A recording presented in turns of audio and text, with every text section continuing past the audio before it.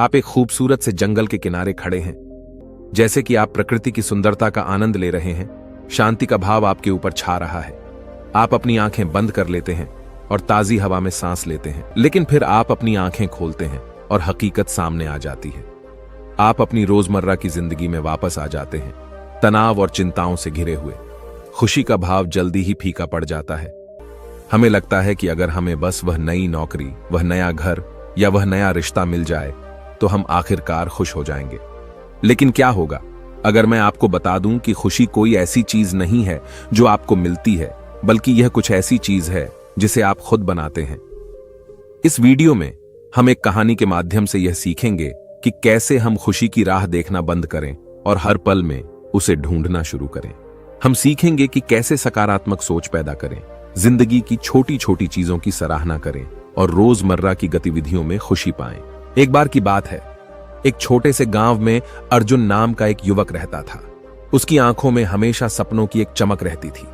वो एक साधारण किसान परिवार का बेटा था, लेकिन उसके मन में बड़े बड़े सपने पल रहे थे। अर्जुन चाहता था कि वो एक दिन बड़ा आदमी बने और अपने गांव का नाम रोशन करे। अर्जुन बचपन से ही पढ़ाई में बहुत तेज था। वो गांव के स्कूल में सबसे होशियार छात्रों में से एक था। लेकिन उसके परिवार की आर्थिक स्थिति बहुत अच्छी नहीं थी। उसके पिता खेतों में मेहनत करते थे और मां घर के कामों में व्यस्त रहती थी। अर्जुन को अपनी पढ़ाई के साथ साथ घर के कामों में भी हाथ बटाना पड़ता था। अर्जुन भी अपने माता पिता की मदद करने के लिए खेतों में काम करता था। वह जानता था कि परिवार की आर्थिक स्थिति अच्छी नहीं है, इसलिए उसने अपने सपनों को किनारे रखकर अपने परिवार की मदद करने का निर्णय लिया। रोज सुबह अर्जुन जल्दी उठकर खेतों में जाता, मिट्टी में अपने हाथों से फसल बोता और अपने माता पिता के साथ मिलकर काम करता। खेतों में काम करते करते अर्जुन के हाथ कठोर हो गए थे, लेकिन उसने कभी हार नहीं मानी। वह अपने सपनों को दिल में संजोए हुए मेहनत करता रहता। लेकिन किस्मत ने एक दिन बड़ा खेल खेला। अर्जुन के माता पिता का देहांत हो गया। अब अर्जुन के कंधों पर दो छोटी बहनों की जिम्मेदारी आ गई। हर सुबह वह सूरज के उगने से पहले उठता और दिन भर काम करता रहता। उसकी जिंदगी बस काम और जिम्मेदारियों के बीच फंसी हुई थी। अर्जुन की बहनें और उन्हें अच्छे से पढ़ाना और पालना अर्जुन की सबसे बड़ी जिम्मेदारी थी। वह खुद को कभी आराम नहीं देता, क्योंकि वह जानता था कि उसके बहनों के भविष्य की जिम्मेदारी उसी पर है। सूरज की पहली किरण के साथ ही अर्जुन उठ जाता और घर के सारे काम करता। फिर वह खेतों में काम करने चला जाता। खेतों में काम खत्म करने के बाद वह गांव के स्कूल में अपनी बहनों को लेने जाता। घर लौटकर वह उनकी पढ़ाई में मदद करता और उन्हें अच्छे संस्कार देता। अर्जुन का जीवन केवल काम और जिम्मेदारियों में बंधा हुआ था। उसने अपने सपनों और इच्छाओं को पूरी तरह से छोड़ दिया था, ताकि वह अपने परिवार की देखभाल कर सके। अर्जुन के दोस्त अक्सर दूर दराज के इलाकों में घूमने जाते थे, नई जगहों की खोज करते थे। जब वे लौटकर आते और अपनी यात्राओं के किस्से सुनाते, तो अर्जुन के मन में भी उन जगहों को देखने की इच्छा जाग उठती। लेकिन अपनी जिम्मेदारियों के बोझ के तले अर्जुन अपनी इच्छाओं को दबा लेता। एक दिन अर्जुन का सबसे करीबी दोस्त रवि उसके पास आया। रवि ने अर्जुन को देखा और बोला, अर्जुन, मैं तेरी मेहनत और त्याग की बहुत कदर करता हूं। तू वाकई अपने परिवार के लिए एक जिम्मेदार इंसान है। लेकिन दोस्त, तुम्हें अपनी खुशी के लिए भी थोड़ा समय निकालना चाहिए। अर्जुन ने मुस्कुराते हुए जवाब दिया, मेरे लिए मेरी खुशी यही है कि मेरी बहनें खुश रहें और हमारा घर अच्छा चले। एक शाम अर्जुन काम से थका हुआ घर लौट रहा था। उसका दिन बहुत लंबा और मुश्किल भरा था। वह अपने काम से बहुत थका हुआ था और उसके दिमाग में ढेर सारी उलझनें चल रही थीं। रास्ते में उसे एक सुंदर बगीचा दिखा। यह बगीचा बहुत ही शांत और हरा भरा था। अर्जुन को यह जगह बहुत अच्छी लगी और उसने सोचा कि थोड़ी देर यहां बैठने से शायद उसे भी कुछ राहत मिलेगी। अर्जुन बगीचे के अंदर चला गया। एक कोने में उसे एक व्यक्ति दिखा, जिसका चेहरा बहुत शांत और तेजस्वी था। अर्जुन उस चमक से मोहित हो गया और धीरे धीरे उस व्यक्ति के पास जाकर बोला, क्षमा करें, मैं देख रहा हूं कि आप बहुत शांति से ध्यान कर रहे हैं। मैं अपनी समस्याओं से बहुत परेशान हूं और मुझे समझ नहीं आ रहा कि क्या करूं। क्या आप मेरी मदद कर सकते हैं? व्यक्ति ने धीरे धीरे अपनी आंखें खोलीं और अर्जुन की ओर मुस्कुराते हुए देखा। उन्होंने कहा, मैं बौद्ध भिक्षु हूं। तुम्हारी क्या समस्या है पुत्र? अर्जुन ने अपने दिल का बोझ हल्का करते हुए कहा, मैं जिम्मेदारियों के बोझ तले दब गया हूं। मेरे माता पिता के निधन के बाद सारी जिम्मेदारियां मुझ पर आ गई हैं। मुझे हर दिन कई काम करने पड़ते हैं और अपने लिए समय नहीं निकाल पा रहा हूं। इससे मेरी मानसिक स्थिति भी खराब होती जा रही है। मैं हमेशा चिंतित और परेशान रहता हूं। मुझे नहीं पता कि क्या करूं। बोध भिक्षु ने ध्यान से अर्जुन की बात सुनी और फिर बोले, पुत्र, जीवन में समस्याएं और जिम्मेदारियां सभी के पास होती हैं। सबसे महत्वपूर्ण है कि हम इनसे कैसे निपटते हैं। चिंता मत करो, हर समस्या का समाधान होता है। तुम्हें बस थोड़ा शांत होकर अपने अंदर झांकना होगा। अर्जुन, तुम बहुत परेशान हो। तुम्हारे सवालों का जवाब तुम्हें मिलेगा, लेकिन इसके लिए तुम्हें थोड़ा धैर्य रखना होगा। कल सुबह सूरज उगने से पहले तुम मुझसे नदी के किनारे आकर मिलो। वहां मैं तुम्हें तुम्हारी समस्याओं का समाधान दूंगा। अर्जुन ने भिक्षु की बात सुनी। वह जानता था कि बोध भिक्षु के पास उसके सवालों के जवाब जरूर होंगे। वह रात भर सो नहीं सका क्योंकि उसे अगली सुबह का बेसब्री से इंतजार था।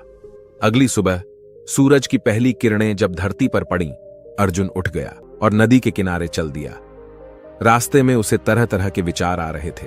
उसे लगा शायद भिक्षु उसे कोई विशेष मंत्र सिखाएंगे या ध्यान की कोई विधि बताएंगे। जब अर्जुन नदी के किनारे पहुंचा तो उसने देखा कि बोध भिक्षु पहले से ही वहां बैठे हुए थे। बोध भिक्षु नदी की ओर देख रहे थे, जैसे वे प्रकृति की सुंदरता में खो गए हों। अर्जुन भिक्षु के पास गया और झुककर नमस्कार किया। भिक्षु ने मुस्कुराकर कहा, अर्जुन, तुम्हारी समस्याओं का समाधान बहुत ही सरल है, पर इससे पहले हमें इस नदी के उस पार पहुंचना होगा। अर्जुन ने नदी की देखा। नदी बहुत विशाल थी। नदी का पानी तेज गति से बह रहा था। अर्जुन डर गए और बोध भिक्षु से पूछा, भिक्षु जी, हम इस नदी को कैसे पार करेंगे?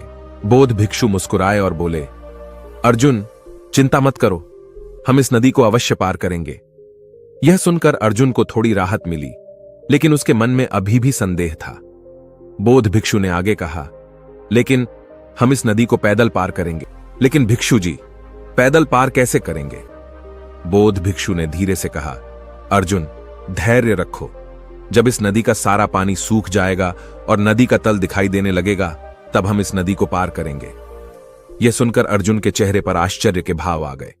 उसे अपने कानों पर विश्वास ही नहीं हुआ। अर्जुन ने कहा, भिक्षु जी, आप क्या कह रहे हैं? यह तो असंभव है। इतनी बड़ी नदी का पानी भला कैसे सूख सकता है? हम अगर इस विशाल नदी के सूखने का इंतजार करेंगे तो हमेशा के लिए हम इंतजार ही करते रहेंगे। ऐसा कभी नहीं होगा। हम भले ही बूढ़े हो जाएं, फिर भी यह कभी नहीं होगा। हमें इस विशाल नदी के सूखने का इंतजार नहीं करना चाहिए। बोध भिक्षु ने उसके आश्चर्यपूर्ण चेहरे को देखा और प्यार से कहा, अर्जुन, तुम्हारी बात सही है। यह नदी अत्यंत विशाल है और इसका पानी कभी नहीं सूख सकता। मैं तुम्हें यही बात सिखाना चाहता हूं। तुम भी सोच रहे हो कि जब सभी काम खत्म होंगे तब तुम्हारा जीवन बेहतर होगा, पर वास्तव में जिम्मेदारियां कभी खत्म नहीं होती, वैसे ही जैसे यह नदी कभी पूरी तरह सूख नहीं सकती। अर्जुन को अब महसूस हुआ कि जिंदगी हमेशा व्यस्त रहेगी। उसने सोचा, मैं हमेशा सोचता हूं कि जब मेरे सारे काम खत्म हो जाएंगे तब मैं आराम करूंगा, लेकिन ऐसा कभी नहीं होगा। हर दिन कुछ न कुछ नया काम सामने आ जाता है। अगर मैं इसी इंतजार में रहूंगा कि काम खत्म हो जाए तो मैं कभी खुश नहीं रह पाऊंगा। अर्जुन ने बोध भिक्षु से कहा, भिक्षु जी, आपने मेरी आंखें खोल दी। अब मैं समझ गया हूं कि मुझे अपने जीवन का आनंद अभी और यहीं लेना होगा। जिम्मेदारियों के होते हुए भी मुझे खुश रहना सीखना होगा। बोध भिक्षु ने एक गहरी सांस ली और मुस्कुराते हुए कहा, अर्जुन, खुश रहने की कुंजी बाहरी परिस्थितियों में नहीं, बल्कि हमारी आंतरिक दृष्टिकोण में है। अगर तुम चाहो तो हर पल में खुशी ढूंढ सकते हो, चाहे परिस्थितियां कैसी भी हों।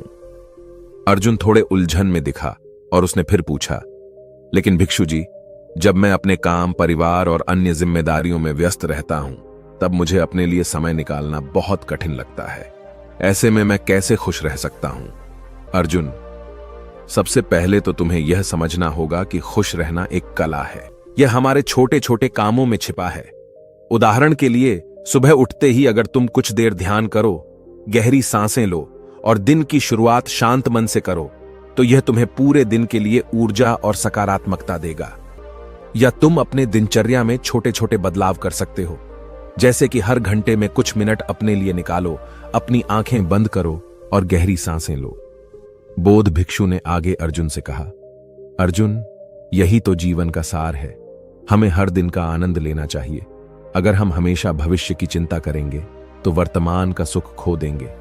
जिम्मेदारियां तो जीवन का हिस्सा हैं, लेकिन हमें अपने लिए भी समय निकालना चाहिए। भिक्षु जी के पैर छूकर कहा, धन्यवाद भिक्षु जी, आपकी सीख मेरे जीवन के लिए अमूल्य है।